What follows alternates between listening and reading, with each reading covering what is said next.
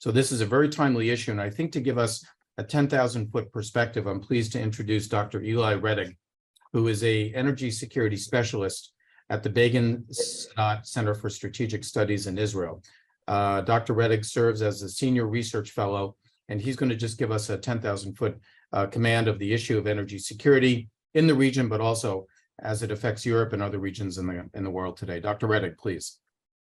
Thank you, Stephen, and thank you, AIPAC, for inviting me to this really important meeting.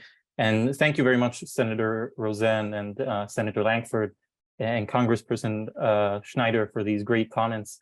I was asked to give kind of this overview and the role of the Abraham Accords in the context of regional global energy security. And I only have 10 minutes, 7 to 10 minutes. I know I need to be short. So I will give a very broad overview and touch only on a few of the points, but please feel free to ask me during the Q&A if you want me to go into detail on any of these points. I am glad to do so. There's a lot of detail to go into. But for now, I will focus only on three main elements that are connecting the Gulf region and the East Mediterranean region more connected than they ever were before. And that is only possible due to the Abraham Accords and will only continue to be possible with the maintenance and hopefully expansion of the Abraham Accords. As these three elements are: one, securing global oil transit; two, securing gas supply to Europe; and three, securing electricity infrastructure in the region for the integration of renewable energy. All of these three things are connecting the Gulf region and the East Med to basically one region if we play our cards right. And that is only possible with the Abraham Accords and bills such as those that Senator Rosen and Langford are endorsing. So to explain these 3 points, I want to share a few maps because you really can't understand the energy game in the Middle East without seeing a map. So I'm going to share a few maps to kind of explain what I mean when I talk about these 3 elements. So hopefully you're now seeing a big map all over the screen. Right? Now, for the past 15 years, this is how the global oil transit route looks like, with 70% of oil from Russia going to Europe, providing Europe with more oil just from Russia than the entire Middle East provides Europe with oil combined. And most of the, 75% of the oil in the Gulf goes east, mainly to China, India, Japan, South Korea, etc. This is how the global market has been looking like for the past 15 years, but it's not going to look like that for long. And what happened now because of the war in Ukraine is that what is supposed to happen anyway in 10 to 20 years has been accelerated and is happening faster than what we first anticipated. And it's making our region even more important. What do I mean by that? So if usually oil goes from Russia left, and from the Gulf east, what is happening now is an exchange. It's going the opposite route.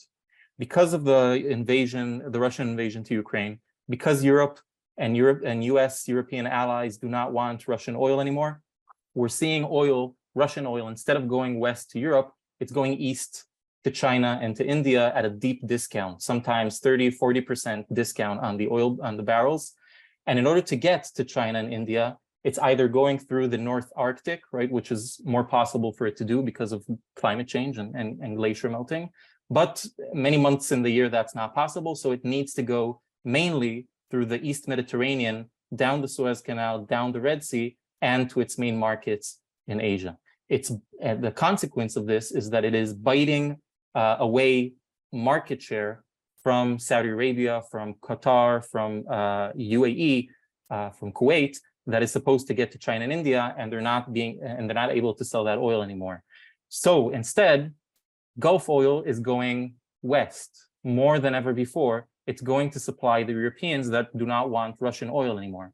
That means that instead of going east, the oil from the Gulf region is going west, going up the Bab el-Mandeb, up the Red Sea, and up the Suez Canal into the East Mediterranean. In other words, what we're seeing now is a tripling within just a few months, a tripling of oil tankers and liquefied natural gas tankers going through the Red Sea and through the Suez Canal, both from north to south and, more importantly, from south to north. Gulf oil and Gulf liquefied natural gas going to Europe. And that is creating congestion, and that is creating a very busy East Mediterranean region.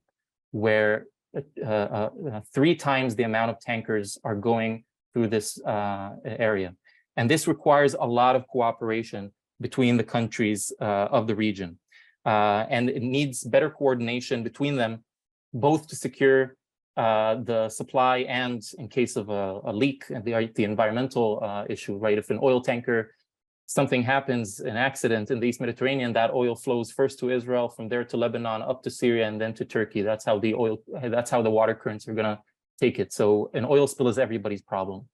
But more than that, because the Gulf region and the East Mediterranean are now becoming one region, where oil starts at the Gulf and goes through the East Mediterranean in order to get to Europe, it is becoming a major security concern, because that means much more oil and LNG tankers are going through the Bab el-Mandeb up to the Red Sea, and they are under security threat, mainly by Iranian and sometimes Houthi rebels as a proxy of the Iranians. And we're seeing this more and more. And as more oil tankers and as more LNG tankers go into Europe to replace non-Russian oil, those ships and those tankers are under jeopardy. So that requires a lot of coordination between the navies of the East Med and the Gulf. Now, we're already seeing that happen. We are seeing in the past 2 years a lot of Navy cooperation between admirals of the Israeli Navy and the Greek Navy and other navies in the region, together with their Emirati counterparts and other more under the table kind of cooperation, in order to prevent the sabotage of Saudi and Emirati tankers. This would not have been possible without the Abraham Accords, and this is getting even more important now. And so a bill like the one that is proposed by Senator Rosen and Senator Lankford is crucial in order to ensure this continuous supply of oil and liquefied natural gas to Europe. Now, this is just for security issues. Even if we manage to abate these security issues, there is still problems with the fact that this is now becoming a major transit route for oil and natural gas, and that is congestion. Congestion and possible blockage of the Suez Canal, which we saw what happens when a ship gets blocked in the Suez Canal not long ago. It also means that we can't actually have the capacity to get all of that oil and gas through the Suez Canal, because the canal is rather shallow, and that limits the size of the tankers that can go through that canal. So more and more oil is going to go through there. It can't go through the canal, and it needs to use the SUMED pipeline, which is also very quickly going to be at capacity. That means a few options and a few challenges, but also a few really good opportunities for this region. First, the shortest and kind of most obvious option is to use Israel as well, and not just Egypt, as a transit route between the Gulf and Europe. Israel has a pipeline that is similar to the pipeline that Egypt has, called the SUMED pipeline. Israel has the Katza pipeline, or the Europe-Asia Interconnector pipeline, and that can lead oil from the Gulf into Europe cheaper than through the Suez Canal and larger volumes. Now, it is not a coincidence that right as we signed the Abraham Accords, we also signed an oil transit deal, right, that was mentioned by Congressperson Schneider, to get Gulf oil, to get UAE oil through Israel into Europe. That deal was cut short mainly because of environmental reasons on the side of the Israeli pipeline. Those environmental issues have largely been corrected by the pipeline company, and now we have a new government in Israel that is very keen to expand this and to reinvigorate this pipeline deal. And if Saudi Arabia joins it, then even better. It helps deal with the congestion and prevents possible disruptions like the one we saw last year. But this is only a short-term solution. If we really want to think big and we want to think about a permanent way to tether together these two regions, we really need to go back and to look at the option of an infrastructure land bridge between the Gulf and the East Mediterranean. It makes a lot of sense, both economically and in terms of security. In terms of security, the possibility to transit oil and liquefied natural gas, which, right, a liquefied natural gas pipeline will eventually become a hydrogen pipeline in 20 to 30 years from now. It bypasses completely the Gulf, both the Straits of Hormuz and the Bab el-Mandeb, and gets straight to the port of Haifa and straight to the East Mediterranean. It's the cheapest way to do it. It makes a lot of sense, which is why the British tried to do it in the early 20th century, right, but failed to do so. Now, there's a lot of opportunity to do this, but it's coming from within the region and not from outside power. Now, this corridor would be ideal for both oil pipeline and gas pipeline, which will later be transiting hydrogen, but also high-speed train rails and highways, right, to get from Haifa all the way to the Saudis and to the Emiratis. It saves a lot of money in transit and saves the US a lot of fees to safeguard the waterways. Now, you can say, okay, this is a very expensive infrastructure corridor. For such permanent infrastructure, and all it's solving is a temporary issue, which is a war in Ukraine. It's important to understand that what's currently going on, the fact that more Gulf oil is going through the Suez Canal into Europe, is not a temporary thing, and it is not because of the war in Ukraine. The war in Ukraine has only accelerated something that was supposed to happen anyway in 10 years from now, because as oil demand begins to decline, and it will decline very slowly, much slower than what we think. It will take at least 3 to 4 decades for us to really see a big decline in oil demand, because some things that oil is responsible for, we just don't have a replacement for. Plastics and rubbers and pretty much everything around you was brought to you with oil. And so eventually we will see a decline in oil as we move to electric vehicles, as we electrify, as we move to hydrogen. But until then, the Gulf will become more important, and the world will become more dependent on Gulf oil than it was before. And the reason for that is because Gulf oil is the cheapest oil in the world. And as the demand for oil declines in 20 years, 30 years, and the price of oil declines, the last man standing is going to be the Gulf region, because we're still going to need oil. We're going to need much less of it, not for transportation, but still for rubber, for plastics, etc. All of that oil is going to come from the Gulf, because they can still make a profit even at $12 a barrel. So as we see oil industries in Nigeria, in Mexico, in Kazakhstan, in Colombia, and Angola, and Norway start to collapse, these are still going to remain the main oil exporters in the world, and even more so, right? So while North America will become self-sufficient in terms of the oil it will need in 20 to 30 years, the Gulf will be the main supplier of oil and liquefied natural gas to both Asia and Europe.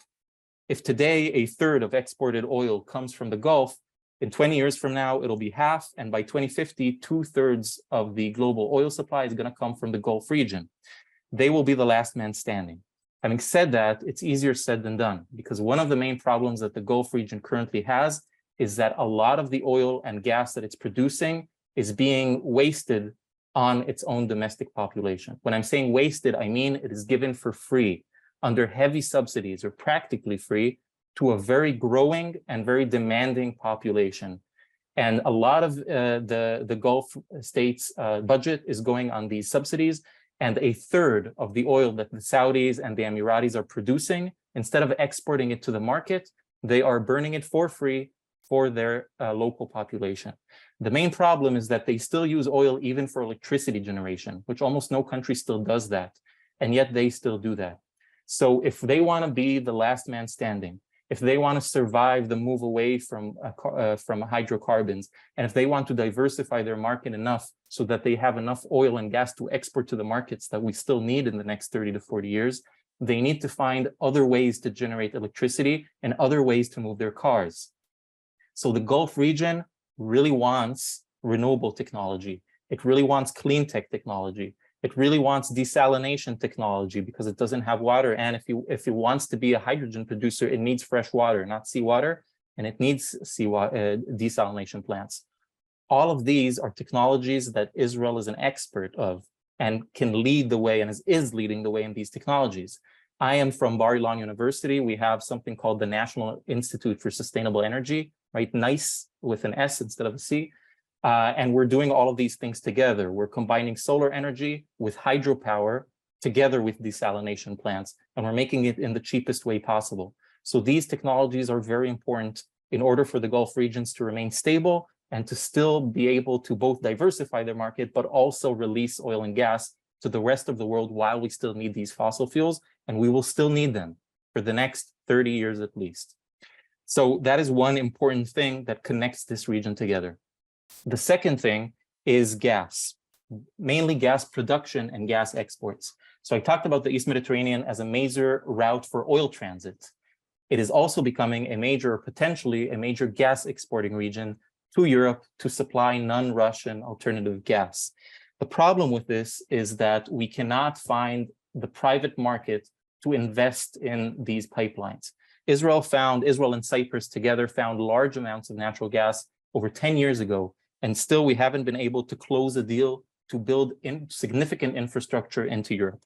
And during the Q&A, we can talk about these options, and I can talk about the problems and the pros and cons of the East Med pipeline versus a pipeline to Turkey versus a pipeline to Egypt, etc. But for now, I'm just going to say one of these main things. We tend to focus a lot about the political contentions, as if that is the main problem that is preventing these infrastructures from happening, right? Mainly the issue with Turkey in the region.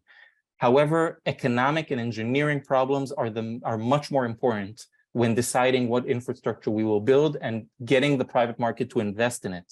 These are very expensive pipelines, and they require government investment and government guarantees, preferably European government guarantees, because the private market doesn't like to invest in such risky pipelines. A physical infrastructure from the East Med to Europe is too risky, and currently it's too expensive. Now, you can say the war in Ukraine has created a problem because gas prices are so high currently in Europe that it's worthwhile to build this infrastructure, but the private market still doesn't think that way, because they're saying, yes, right now there's a crisis, but by the time we finish building this pipeline, it will be 5 years. In 5 years, we don't know if we still need that pipeline, and we are not willing to commit to a long-term binding contract to buy your gas for the foreseeable future if we still don't know what's going to happen next year or not, unless the government gives us guarantees, unless a government gives us guarantees and give us funding, we will not invest in this risky business. So we need the cooperation of the countries around us and not just allow the free market, because the free market doesn't want to do this yet. The war in Ukraine hasn't changed these calculations, but what the war in Ukraine has done is that they made the European Union and European Union members realize that they can't leave everything just to the free market, especially when it comes to energy security. The government needs to be involved here, especially when it comes to energy infrastructure, which the private market doesn't like investing in. And so what the war in Ukraine has changed is that it pushed the European Union to realize that it needs to put its own money and its own investment into infrastructure to diversify away from Russia. And what Europe is currently betting on is liquefied natural gas, because it releases it from all of the politics of the pipelines and the 5 to 7 years outlook that it will take to build the pipelines. And it gives it the flexibility to decide where to buy the gas from. And what we're seeing for the first time is that Europe is putting money in LNG intake facilities, right? Regasification facilities to absorb the LNG. Finally, they're building it in East Europe and not just in West Europe. Most of Europe's LNG capacity is in West Europe, and that doesn't help the countries that are actually dependent on Russian gas, which is in the East. Finally, we're seeing European investment in LNG facilities in countries like Croatia, and another one in Greece, and in Italy, and in Estonia, and in Poland, and 2 new ones in Germany. And all of that will really provide an alternative to Russian independence in East Europe, where they need that the most. Now, the problem with this is, where is this new LNG going to come from? In 2022, Europe increased its LNG imports by 50%, from 60 million tons of LNG to 90 million tons. Where did that extra 30 million tons come from? Europe was lucky. 15 million of that came from the US, but the other 15 million came from the fact that China was still under COVID lockdowns, way after everyone else. And so they really decreased their LNG capacity. So Europe was lucky, A, because they had a really mild winter, so they didn't use as much gas as they thought, and China wasn't using the gas. Next year is going to look different. Next year, if we have a strong winter, and if China is rebounding, and it is rebounding faster than we thought, there's going to be competition over LNG, and the prices are going to go up. So the world, and especially Europe, needs more LNG suppliers. That creates a lot of hope that maybe those LNG options are going to come from the East Mediterranean. Now, again, during the Q&A, if you want, we can talk about the different LNG options.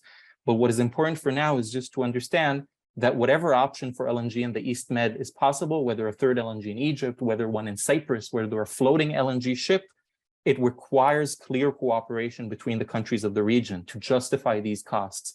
No one country can justify an LNG facility. It only works if everybody cooperates. So if Israel builds a floating LNG ship and Lebanon finds gas, it will use the Israeli floating LNG ship to get it to Europe. Otherwise, it doesn't make sense to get the gas out of the ground in Lebanon, even if they do find it. Of course, ideally, the region can use an LNG pipeline from the Saudis or the Emiratis to get to Asia, because what LNG provides the East Med is flexibility.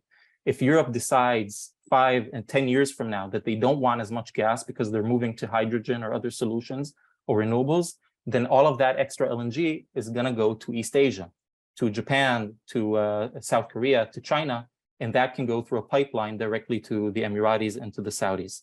So having third parties such as France, such as the US, such as the UAE is very helpful in advancing these type of deals if they take an active part. The last and final thing, and the final slide, is the renewable energy revolution. Now, we often talk about the geopolitics of renewables, and we tend to be too focused on the US-China competition. That is understandable if you are from a US perspective. And I think that the current administration in the US is doing a remarkable job in solving this issue of being too dependent on rare earth minerals from China and too dependent on their manufacturing of turbines and solar panels. But even if we solve that problem, that's just the beginning of the geopolitical game regarding renewables, because that just allows us to generate the turbines and the solar panels. Now we actually need to connect them to a grid, and unless we upgrade the grid, and unless we connect electricity grids to one another, it doesn't matter.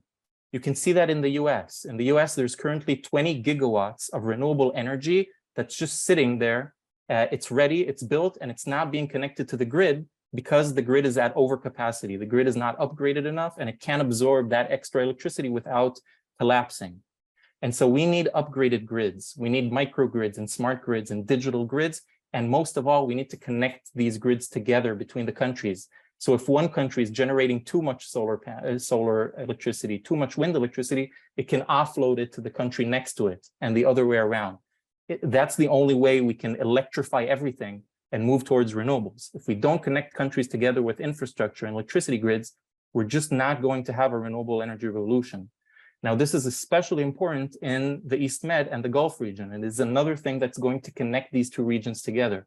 Because right now, and for no real reason, right, other than the political issues, these two regions are disconnected in the electricity grid.